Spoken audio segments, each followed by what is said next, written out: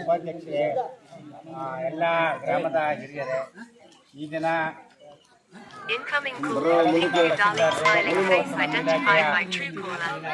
ಕ್ಷೇತ್ರ ಶಿಕ್ಷಣಾಧಿಕಾರಿಗಳು, ಡಿಸಿಒರವರು, ಎಆರ್ಪಿಯವರು ಇವತ್ತು ಭೇಟಿ ಕೊಟ್ಟಿದ್ರು ಶಾಲೆಗೆ. ಭೇಟಿ ಕೊಟ್ಟು ಗ್ರಾಮದಲ್ಲಿ ರಾತ್ರಿ ವೇಳೆ ಹೋಗಿ ಪೋಷಕರು ಮತ್ತು SDMC ಅಧ್ಯಕ್ಷರು, ಸದಸ್ಯರು ಎಲ್ಲರನ್ನೂ, ಉಪಾಧ್ಯಕ್ಷರು ಎಲ್ಲ ಸೇರಿಸಿ ಸಭೆ ಮಾಡಿ ಮಕ್ಕಳ ಪಾಠ ಪ್ರವಚನಗಳಿಗೆ ಮತ್ತು ಮಕ್ಕಳ ಬಿಸಿ ಊಟ ಮತ್ತು ಮಕ್ಕಳ ಕಲಿಕೆಗೆ ಬಹಳ ತೊಂದರೆ ಆಗ್ತದೆ. ಅವರನ್ನು ನೀವು ಮನವೊಲಿಸಿ ಶಾಲೆಯನ್ನು ಪ್ರಾರಂಭ ಮಾಡೋಕ್ಕೆ ಸಭೆ ಮಾಡಿ ಅಂತ ಅಂದ್ಬಿಟ್ಟು ನಮಗೆ ಮಾರ್ಗದರ್ಶನ ಕೊಟ್ಟು ಹೋಗಿದ್ದಾರೆ. ಆದ್ದರಿಂದ ಇವತ್ತು ನಾವು ಈಗ ರಾತ್ರಿ 8 ಗಂಟೆ ಮುಖ್ಯ ಶಿಕ್ಷಕರು, ಸಹ ಶಿಕ್ಷಕರು ಇಬ್ಬರು ಕೂಡ ಬಂದು ನಮ್ಮ ಗ್ರಾಮದಲ್ಲಿ ಆರಂಭ ದೇವಸ್ಥಾನದ ಹತ್ರ ಸಭೆಯನ್ನು ಸೇರಿದ್ದೀವಿ. ಮಕ್ಕಳು ಮನವೊಲಿಸಿ ಅಂದ್ರೆ ಹೆಂಗೆ ಈ ಸೌಂಡಲ್ಲಿ ಎಲ್ಲ ಹೆಂಗ್ ಮಾಡೋದು? ಇಲಾಖೆ, ನಮ್ಮ ಶಿಕ್ಷಣ ಇಲಾಖೆ ಉದ್ದೇಶ ಏನಪ್ಪಾ ಅಂದ್ರೆ ಮಕ್ಕಳ ಕಲಿಕೆ, ಮಕ್ಕಳ ಆರೋಗ್ಯ ಮತ್ತು ಮಕ್ಕಳಿಗೆ ಕೊಡುವಂತ ಸರ್ಕಾರ ಸವಲತ್ತುಗಳು ಇದು ಬಹಳ ಮಕ್ಕಳಿಗೆ ಮೋಸ ಆಗ್ತದೆ. ಮಕ್ಕಳಿಗೆ ಪಾಠ ಪ್ರವಚನಗಳು ಸಿಗ್ತಾ ಇಲ್ಲ. ಮಕ್ಕಳು ಎಲ್ಲೆಲ್ಲೋ ಸುತ್ತುವಂಥ ಪರಿಸ್ಥಿತಿ ಬಂದೈತೆ. ಇದಕ್ಕೋಸ್ಕರ ನೀವು ಮಕ್ಕಳನ್ನ ಮನವೊಲಿಸಿ ತಕ್ಷಣದಲ್ಲಿ ಶಾಲೆಯನ್ನು ಪ್ರಾರಂಭ ಮಾಡಬೇಕು ಅಂತ ಮೇಲಾಧಿಕಾರಿಗಳು ನಮಗೆ ಆದೇಶವನ್ನು ಮಾಡಿದ್ದಾರೆ. ಅವ್ರು ಮಾಡಿದ್ದಾರೆ. ನಿಮ್ಮ ಪ್ರಕಾರ ಇಲ್ಲಿ ಏನಾಗ್ತದೆ? ನಿಮ್ ಪ್ರಕಾರ ಇಲ್ಲಿ ನಿಮಗೆ ಪಾಠ ಮಾಡಕ್ಕಾದ್ರೂ ಇಲ್ಲಿ ಸೌಂಡ್ ಬತ್ತಲ್ವಾ? ಇಲ್ಲಿ ನಿಮಗೆ ಪಾಠ ಮಾಡಕ್ಕಾದ್ರೂ ಸೌಂಡ್ ಬತ್ತಲ್ವಾ? ಅಂದ್ರೆ ಮಕ್ಕಳು ಶಾಲೆಗೆ ಕಡ್ಡಾಯವಾಗಿ ಮುಖ್ಯವಾಹಿನಿ ಕಡ್ಡಾಯವಾಗಿ ಶಾಲೆಯಲ್ಲಿ ಕಲಿಕೆ ಪ್ರಾರಂಭ ಮಾಡಬೇಕು. ಮಕ್ಕಳು ಶಾಲೆಗೆ ತಕ್ಷಣದಲ್ಲಿ ಹಾಜರಾಗಬೇಕು. ಅಧಿಕಾರಿಗಳು ನಮ್ಗೆ ಆದೇಶ ಮಾಡಿದ್ದಾರೆ. ಇದು ತೊಂದರೆ ಆಯ್ತಾ ಇರೋದು ಎಲ್ಲರಿಗೂ ಗೊತ್ತದೆ. ನಾವು ಕೂಡ ಬಂದಂತಾರೆ ಎಲ್ಲರಿಗೂ ಕೂಡ ಹೇಳಿದ್ವಿ. ಏನ್ ಹೇಳಿದ್ವಿ, ಶಬ್ದ ಬರ್ತಾ ಇದೆ, ಗ್ರಾಮಕ್ಕಿಂತ ಹೆಚ್ಚಾಗಿ ಶಾಲೆ ಮಾಸ್ಟರ್ಗಳಿಗೆ ಸೌಂಡ್ ಬರ್ತೈತೆ. ಎಲ್ಲ ಅಧಿಕಾರಿಗಳಿಗೂ ತಹಶೀಲ್ದಾರ್ ಕೂಡ ಇವತ್ತು ಮಾಡಿದ್ದಾರೆ. ಇದಕ್ಕೆ ನಮ್ಮ ಅಭಿಪ್ರಾಯ ಏನು ಅಂತ ಈಗ ವಿವರವಾಗಿ ಹೇಳಬೇಕು. ಅಲ್ಲಿ ವಿಡಿಯೋ ರೆಕಾರ್ಡ್ ಆಯ್ತಾ ಇದೆ. ಈ ವಿಡಿಯೋ ರೆಕಾರ್ಡ್ ಅನ್ನು ನಮ್ಮ ಮೇಲಧಿಕಾರಿಗಳಿಗೆ ಇದು DD ವರೆಗೂ ಹೋಗುತ್ತೆ. ಆದ್ರಿಂದ ಆರೋಗ್ಯಕರವಾದ ಮಾತುಗಳನ್ನಾಡಿ ದಯಮಾಡಿ, ಇದು ಸ್ಟೇಟ್ ಲೆವೆಲ್ ತಲುಪಿದ್ರು ತಲುಪಬಹುದು. ದಯಮಾಡಿ ಆರೋಗ್ಯಕರವಾದ ಮಾತು ಅಂದರೆ ನಾನು ನಿಮ್ಮ ಬಿಡಿಸಿ ಹೇಳಕ್ಕೆ ಹೋಗ್ತಾರೆ. ನಿಮ್ಮ ಸಮಸ್ಯೆಯನ್ನು ಒಳ್ಳೆ ರೀತಿಯಲ್ಲಿ ಆರೋಗ್ಯಕರವಾಗಿ ಮಾತಾಡಿ. ಅದು ವಿಡಿಯೋ ರೆಕಾರ್ಡ್ ಆಗ್ತದೆ. ನಾನು DOಗೆ ಹಾಕಿದ ತಕ್ಷಣ ಅವ್ರು DDಗೆ ಹಾಕ್ತಾರೆ. DD ಹಾಕಿದ ತಕ್ಷಣ ಕಮಿಷನರಿಗೆ ಹೋಗುತ್ತೆ, ನಮ್ಮ ಇಲಾಖೆ ಕಮಿಷನರಿಗೆ. ದಯಮಾಡಿ ನಿಮ್ಮ ಅನಿಸಿಕೆಯನ್ನು ಒಬ್ಬರು ಮಾತಾಡ್ತಿರೋ, ಇಬ್ಬರು ಮಾತಾಡ್ತಿರೋ, 4 ಮಾತಾಡ್ತಾರೆ, ಒಳ್ಳೆ ರೀತಿಯಲ್ಲಿ ಮಾತಾಡಿ. ಅದು ರೆಕಾರ್ಡ್ ಆಗ್ತದೆ. ಈ ರೆಕಾರ್ಡ್ ನಾನೀಗ ಇದನ್ನು ಫೋನ್ ಮಾಡಿದ್ದೀನಿ DOಗೆ, ನೀವು ಮೀಟಿಂಗ್ ಮಾಡಪ್ಪ, ಮೀಟಿಂಗ್ ಮಾಡೋದು ವಿಡಿಯೋ ಕ್ಲಿಪ್ ಹಾಕುವಾಗ ಅದಕ್ಕೋಸ್ಕರ ಇಲ್ಲಿ ಕೂತ್ಕೊಂಡು ಮೀಟಿಂಗ್ ಮಾಡ್ತಾರೆ. ಆರೋಗ್ಯಕರವಾದ ಮಾತನ್ನು ಆಡಿ ಅವರು ರೆಕಾರ್ಡ್ ಮಾಡ್ತಾರೆ. ಆಮೇಲೆ ಮಕ್ಕಳ ದೃಷ್ಟಿಯಿಂದ ಭಾರಿ ಕಷ್ಟ ಐತೆ. ಏಕೆಂದರೆ ಪರೀಕ್ಷೆ ಹತ್ರ ಬರ್ತೈತೆ, ತುಂಬ ಕಷ್ಟ ಐತೆ. ಮನವೊಲಿಸಿ ಅಂತಾನೆ ಹೇಳ್ತಿರೋದು. ಸರ್, ಈಗ ಸ್ಕೂಲಿನ ಮಕ್ಕಳು ಕಳಿಸೋ ಒಂದು 2-3 CMC ಅಧ್ಯಕ್ಷರು ನಿಮ್ಮ ಏನೇನು ಗೊತ್ತಾ? ಒಂದು 2 ಮಾತಾಡಿ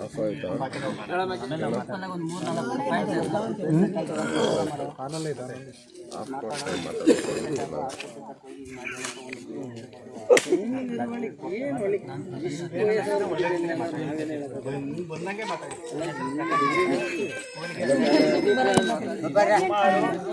ಕಡಿಮೆ 19ನೇ ತಾರೀಕಿಂದ ಸ್ಕೂಲ್ಗೆ ಯಾವುದೇ ಮಕ್ಕಳು ಬರ್ತಾಯಿಲ್ಲ. ಪೋಷಕರು ಮುಂದೆ ಸ್ಕೂಲ್ಗೆ ಕಳಿಸೋಕ್ಕೆ ಮುಂದೆ ಬರ್ತಾ ಇಲ್ಲ.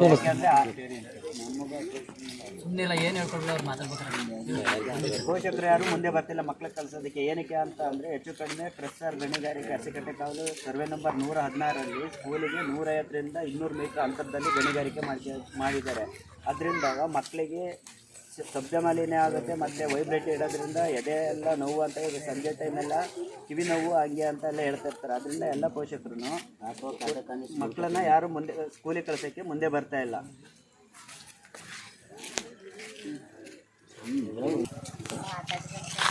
ಸ್ಟಾರ್ಟ್.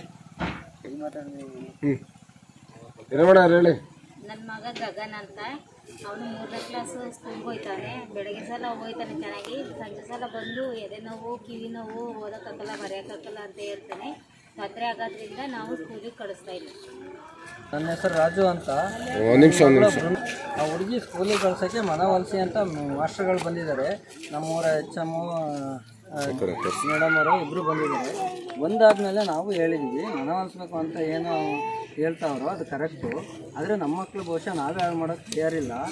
ಅದರಲ್ಲೂ ಒಂದು ಮಾತು, ಇಷ್ಟೊಂದು ಅಡಿ ಜನ ಇದ್ದಾರೆ, ಇಷ್ಟು ಮಕ್ಕಳಿಗೆ ತೊಂದರೆ ಆಗ್ತೈತೆ. ಅಧಿಕಾರಿಗಳೆಲ್ಲ 150 ಜನ ಬಂದಿದ್ದಾರೆ. ಆದರೂ ಒಬ್ಬರಾರು ಎಲ್ಲ ಮನವೊಲಿಸಿ ಅಂತ ನಮ್ಗೆ ಹೇಳ್ತಾವ್ರೆ ಹೊರತು ನಾವು ಜನೆಲ್ಲ ಸೇರ್ಕೊಂಡು ಎಷ್ಟು 2016 ಇಸ್ವಿಯಿಂದ ಹೋರಾಡ್ತಿದ್ವಿ.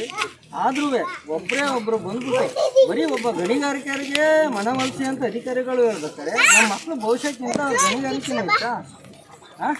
ಅದರಲ್ಲಿ ಎಲ್ಲ ಹೇಳ್ತಾರೆ. ಇಡೀ ಇದಾದ್ಮೇಲೆ ನಮ್ಮ ಮಕ್ಕಳು ಭವಿಷ್ಯನೇ ಬೇಡ ಅಂದಮೇಲೆ ಮುಂದಕ್ಕೆ ಅವನೊಬ್ಬನೇ ಗಣಿಗಾರಿಕೆ ಕೊಟ್ಬಿಟ್ಟು ನಮ್ಮ ಮಕ್ಕಳು ಅವ್ರ ಮನೆ ಜೀತಾಗೆ ಕಳ್ಸಲ್ಲ. ನನ್ನ ಮಕ್ಳಿಗೆ ಹುಷಾರಿಲ್ಲ ಅಂದರೆ ಹಾಸ್ಪಿಟಲಿಗೆ ದುಡ್ಡು ಕೊಡ್ತಾರಾ? ನನ್ನ ಮಕ್ಳಿಗೆ ನಾನೇ ತಾನೇ ನೋಡಬೇಕು. ಇಷ್ಟೆಲ್ಲ ಇಟ್ಕೊಂಡು ಇಷ್ಟು ಜನ ಇಟ್ಕೊಂಡು ಇಷ್ಟೊಂದು ಅಡಿ ತೊಂದರೆ ಆಯ್ತೈತೆ. ಅಧಿಕಾರಿಗಳು ಒಬ್ಬರು ಎಲ್ಲ ಬಂದರೆ ಎಲ್ಲ ಅವ್ರಿಗೆ ಸಪೋರ್ಟ್ ಕೊಟ್ಟರೆ ನಾವು ರೈತರ ಮಕ್ಕಳಾಗಿ ನಾವು ಉಳ್ಗಡೆ ಬಂದು ಇಲ್ಲಿ ಕೂಲಿ ನಾಲಿ ಮಾಡಿ ಮಾಡ್ತೀವಿ. ಇವತ್ತು ನಾವು ಕೂಲಿ ಮಾಡ್ಕೊಂಡೇ ಬಂದಿರೋದು. ಕಷ್ಟಪಟ್ಟು ದುಡಿಬೇಕು, ನನ್ನ ಮಕ್ಳಿಗೆ ಅನ್ನ ತಂದು ಹಾಕಬೇಕು. ಅದೆಲ್ಲ ತೊಂದರೆಗಳಾಗಲ್ವಾ? ಇವರಿಗೆ ಮನವೊಲಿಸಿ ಅಂತ ಹೇಳಿ ಕಳಿಸಿದ್ದೀರಲ್ಲ. ನಿಮಗೆಲ್ಲ ಸರ್ಕಾರದಲ್ಲಿ ನಮ್ಮ ಚೀಫ್ ಮಿನಿಸ್ಟರ್ ಆದಂಥ ಅಧಿಕಾರಿಗಳು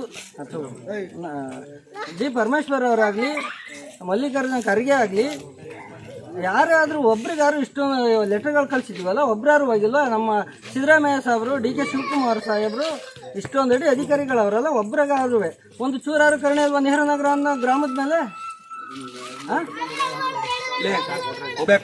ರೈತರು ಬೇಕಾ ಸಕ್ಕರೆ? ನಾವು ರೈತರು ಇಡೀ ದೇಶ ಹಾಕ್ತಿವಿ. ಯಾರು ಬೇಕು ಮಾತಾಡು. ವಿಷಯ ಅಂತ ಸ್ಕೂಲಿಗೆ ಕಳಿಸ್ತಿದ್ದೀನಿ. ಬೆಳಗ್ಗೆ ಸ್ಕೂಲಿಗೆ ಹೋಯ್ತಾಳೆ, ಸಂಜೆ ಬಂದಾಗ ಅಮ್ಮ ಜ್ವರ ಆಯ್ತಿಲ್ಲ ಅಂತ ಕಿಚ್ಚಿ ಎದಾಳ್ತಾಳೆ. ಒಂದೊಂದ್ಸಲ ಏನಾರ ಪ್ರಾಬ್ಲಮ್ ಆದ್ರೆ ಎಷ್ಟೋ ಜನಕ್ಕೆ ಅನ್ನ ಕೊಡ್ಬೋದು, ಹಾಲು ಕೊಡ್ಬೋದು, ಶಿಕ್ಷಕರಿಗೆ ಹೇಳ್ಬಿಟ್ಟು ಶಿಕ್ಷಣ ಕೊಡ್ಬೋದು. ಆದ್ರೆ ಮಕ್ಳು ತಂದು ಕೊಡಕ್ಕಾಗುತ್ತಾ? ಅದೊಂದು ನಿಲ್ಸಿದ್ರೆ ನಮ್ಮ ಮಕ್ಳಿಗೆಲ್ಲ, ಗ್ರಾಮದ ಮಕ್ಳಿಗೆಲ್ಲ ಒಳ್ಳೇದಾಗುತ್ತೆ. ನನ್ನ ಹೆಸರು ಶಿವರಾಜ್ ಅಂತ, ಸ್ಕೂಲ್ ಉಪಾಧ್ಯಕ್ಷರು ಮಾತಾಡ್ತಿರೋದು. ಅಂದರೆ ಈ ಸ್ಕೂಲಲ್ಲಿ ಮಕ್ಕಳಿಗೆ ಭಾಳ ತೊಂದರೆ ಆಗ್ತದೆ. ಈ ಪ್ರೆಷರಿಂದ ಭಾಳ ತೊಂದರೆ ಆಗ್ತಿರೋದ್ರಿಂದ ಆದಷ್ಟು ಬೇಗ ನಮ್ಮ ಅಧಿಕಾರಿಗಳು ಈ ಒಂದು ಪ್ರೆಷರನ್ನು ಒಂದು ನಿಲ್ಲಿಸೋಕ್ಕೆ ಒಂದು ವ್ಯವಸ್ಥೆ ಮಾಡಿಕೊಟ್ರೆ ನಮ್ಮ ಮಕ್ಕಳಿಗಾಗಲಿ, ನಮ್ಮ ಸ್ಕೂಲು ನೆಹರು ನಗರದ ಊರು ಗ್ರಾಮಸ್ಥರಿಗಾಗಲಿ ಎಲ್ಲರಿಗೂ ಒಂದು ಒಳ್ಳೆಯದಾಗಲಿ ಅಂತ ನಾನು ಒಂದೆರಡು ಮಾತಾಡ್ತೀನಿ. ನಮಸ್ಕಾರ, ನನ್ನ ಹೆಸರು ರಮೇಶ್ ಅಂತ, ಈ ಗ್ರಾಮದವರು. ಇಲ್ಲಿ ಸಮಸ್ಯೆ ಏನಾಗಿದೆ ಅಂದರೆ 14 ವರ್ಷದಿಂದನೂ ಇದೊಂದು ಗಣಿಗಾರಿಕೆ ನಿಲ್ಲಿಸಬೇಕು ಅಂತ ಹೋರಾಟ ನಡೆಸ್ತಾನೆ ಇದ್ದೀವಿ. ಆದರೆ ಪ್ರಯೋಜನ ಆಗಿಲ್ಲ. ಪ್ರಸ್ತುತ ಸಮಸ್ಯೆ ಏನಾಗಿದೆ ಅಂತ ಹೇಳಿದ್ರೆ, ಶಾಲೆಗೆ ಮಕ್ಕಳು ಹೋಗ್ತಾ ಇದ್ದಾರೆ. ಒಂದು ಮಗು ಎದೆ ನೋವು ಅಂತ ಬರುತ್ತೆ, ಒಂದು ಮಗು ಕಿವಿ ನೋವು ಅಂತ ಬರ್ತಾ ಇದೆ, ಒಂದು ಮಗು ಹೊಟ್ಟೆ ನೋವು ಅಂತ ಬರ್ತಾ ಇದೆ, ಇನ್ನೊಂದು ಮಗು ಮಧ್ಯರಾತ್ರಿಯಲ್ಲಿ ಮಲಗಿದ ಜಾಗದಲ್ಲಿ ಮೂತ್ರ ವಿಸರ್ಜನೆ ಮಾಡ್ಕೊಂಡು ಬೆಚ್ಚ ಬೀಳುವಂಥ ಸನ್ನಿವೇಶ ಆಗಿದೆ. ಕಾರಣ ಎಷ್ಟೇ, ವೈಬ್ರೇಟ್ರು, ಕಂಪ್ರೆಸರು, ಬ್ಲಾಸ್ಟಿಂಗು, ದಿನದ 24 ಗಂಟೆ ಸೌಂಡು. ಹಾಗಾಗಿ ಶಿಕ್ಷಕರು ಸಹ ಹೇಳಿದ್ದಾರೆ, ನಾವೇನು ಅದ್ರ ಬಗ್ಗೆ ಏನು ದೂರು ಮಾತಾಡೋಂಥ ಅವಶ್ಯಕತೆ ಇಲ್ಲ. ಶಬ್ದದಿಂದ ಕಾನ್ಸಂಟ್ರೇಷನ್ ಹಾಳಾಗ್ತಾ ಇದೆ ಮಕ್ಕಳಿಗೆ. ನಾವೇನೇ ಪಾಠ ಮಾಡಿದ್ರು ಮಕ್ಕಳಿಗೆ ತಲೆಗೆ ಹೋಗ್ತಾ ಇಲ್ಲ, ಸಮಸ್ಯೆ ಆಗಿದೆ ಅಂತ ಹೇಳ್ತಾ ಇದ್ದಾರೆ. ಹಾಗಾಗಿ ದಯವಿಟ್ಟು ಸಂಬಂಧಪಟ್ಟ ಅಧಿಕಾರಿಗಳು, ಇದುವರೆಗೂ ಹೋರಾಟ ಮಾಡ್ತಾನೆ ಇದ್ದೀವಿ, ಮುಂದೇನು ಇದು ಆಗುತ್ತೋ ನಿಲ್ಲುತ್ತೋ ನಮಗೆ ಗೊತ್ತಿಲ್ಲ. ಗಣಿಗಾರಿಕೆ ಸ್ಥಗಿತಗೊಳಿಸಿದರೆ ಗ್ರಾಮಸ್ಥರು, ಪೋಷಕರು ಮಕ್ಕಳು ಶಾಲೆಗೆ ಕಳಿಸ್ಕೊಡ್ತೀವಿ ಅಂತ ಹೇಳ್ತಿದ್ದಾರೆ. ಗಣಿಗಾರಿಕೆ ನಿಲ್ಲಿಲ್ಲ ಅಂದರೆ ಈ ಹೋರಾಟ ಹೀಗೆ ಮುಂದುವರಿತಾ ಇರ್ತದೆ. ಸಂಬಂಧಪಟ್ಟ ಅಧಿಕಾರಿಗಳು ಗಮನ ಹರಿಸಬೇಕು ಅಂತ ಈ ಮೂಲಕ ನಾವು ಕೇಳ್ಕೊತಾ ಇದ್ದೀವಿ. ನಾನು ಸುವರ್ಣ ಅವರ ತಂದೆ. ನಮ್ಮ ಹುಡುಗನ ಸಮಸ್ಯೆ ಏನಪ್ಪ ಅಂತಂದರೆ, ಈ ನಮ್ಮ ನೆಹರು ಗ್ರಾಮದ ಶಾಲೆಯಿಂದ 150ರಿಂದ 200 ಮೀಟರ್ ಡಿಸ್ಟೆನ್ಸಲ್ಲಿ ಸರ್ಕಾರ ಕಲ್ಲು ಗಣಿಗಾರಿಕೆ ಮಾಡೋಕ್ಕೆ ಅನುಮತಿ ಕೊಟ್ಟು ಇದರಿಂದ ಮಾಡ್ತಕ್ಕಂಥ ಧೂಳು, ಶಬ್ದ ಮತ್ತು ಕರ್ಕಶ ವಾಸನೆಯಿಂದ ನನ್ನ ಮಗನ ಆರೋಗ್ಯದ ಮೇಲೆ ದುಷ್ಪರಿಣಾಮ ಬೀರೋ ಸಾಧ್ಯತೆ ಇದ್ದು, ಇದನ್ನು ಸಂಬಂಧಪಟ್ಟ ಅಧಿಕಾರಿಗಳಿಗೆ ಎಷ್ಟೋ ಬಾರಿ ಮನವರಿಕೆ ಮಾಡಿದ್ರು ಸಂಬಂಧಪಟ್ಟ ಅಧಿಕಾರಿಗಳು ಯಾವುದೋ ಕ್ರಮ ವಹಿಸ್ತಾ ಇರೋದ್ರಿಂದ ಮಕ್ಕಳ ಭವಿಷ್ಯದ ಮೇಲೆ ಅಧಿಕಾರಿಗಳಿಗೆ ಕಾಳಜಿ ಇಲ್ಲ ಅನ್ನೋದನ್ನು ಮನಗಂಡು ನನ್ನ ಮಕ್ಕಳ ಭವಿಷ್ಯಕ್ಕೆ ನಾನೇ ಹೊಣೆಗಾರನಾಗಿ ನನ್ನ ಮಗುವನ್ನು ಫ್ರೆಶರ್ ಸ್ಥಾಪನೆ ನಿಲ್ಲುವವರೆಗೆ ಮಕ್ಕಳನ್ನ ಈ ಶಾಲೆಗೆ ಕಳಿಸೋದಿಲ್ಲ ಅಂತೇಳಿ ನನ್ನ ಮಗುವನ್ನು ಶಾಲೆಗೆ ಕಳಿಸ್ತಾ ಇರೋದಿಲ್ಲ. ಅಧಿಕಾರಿಗಳು ಸ್ಥಳ ಪರಿಶೀಲಿಸಿ ಅದನ್ನು ಗಣಿಗಾರಿಕೆಯನ್ನು ಸ್ಥಗಿತಗೊಳಿಸಿದಂಥ ಸಂದರ್ಭದಲ್ಲಿ ನನ್ನ ಮಗುವನ್ನು ಶಾಲೆಗೆ ಕಳಿಸಲು ಬದ್ಧನಾಗಿರ್ತೇನೆ.